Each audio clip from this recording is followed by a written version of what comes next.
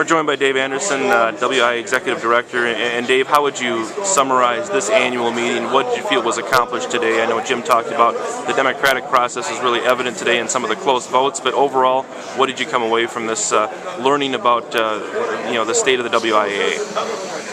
Great turnout. I would echo Jim Smazzel's sentiments in great participation, as you witnessed, working through a possible amendment from the floor and its ultimate defeat and subsequent defeat of the proposal, but all of those things are okay.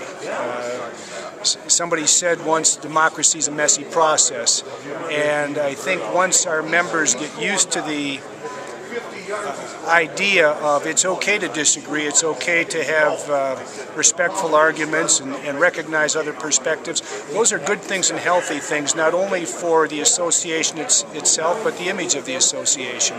So we fulfilled our constitutional responsibility. The membership is alive and well. You got to talk about specific issues. I know Wade got to present, the latest on the football proposal. Some people got to speak up to that. Did you hear anything about football that leads you to believe people are in favor of what you're proposing here lately, or against it? It seemed like there wasn't overwhelming sentiment either way. I think you're exactly right, Rob. That it's as I expressed to the membership, it's going to be one of those topics that probably is going to be a 50-50 split among the members. You're going to like it, you're going to be passionate, or you're going to be as equally passionate in your dislike for it.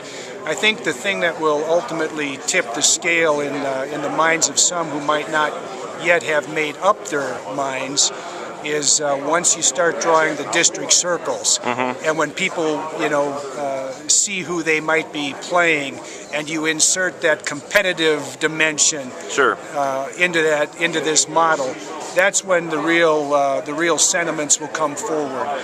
But it's like we talked at the district plan. It's an idea. Right. Attack the idea. It's there to be attacked. If it's the right thing, the members will determine that. If it's not, as you heard one of our members stand up and say, our football playoffs aren't broken. We know how to run playoffs, and we can continue to do that, whether it's an 8-game schedule or a 9-game schedule. So, but a good day's work. Another idea you floated out there, that changing the girls' basketball season back to before the boys. I guess, where does that stand right now? What components have to be considered before that would happen? Well, we have an existing agreement in place with UW-Madison and the Kohl Center, and we love being there. And we love being in Madison. So certainly the existing agreement, the availability of facilities, the willingness of UW to continue hosting our event comes to play. There are other issues that might arise in the discussion if moving earlier isn't possible for the Kohl Center, whether or not the field house would be a viable solution, or Alliant Energy. I know that we would like to, our coaches would like to keep the tournament in Madison, but there is a growing sentiment, and it's a persisting sentiment, that the winter season is running too late. And so I'm quite certain that it will be a topic that the members will be discussing. What the outcome will be, what changes may or may not happen, it's really too early to tell, but the conversation will happen. How long is the agreement for the Kohl Center still in place? 1 more year, 2 more years? I think 2015. 2015? I think so. But that you're looking for something before then in terms of a change? Well, it just depends on whether or not the idea of perhaps the field house or another venue is doable and workable, and in light of the existing contract. We will honor the agreement that we have in place with UW.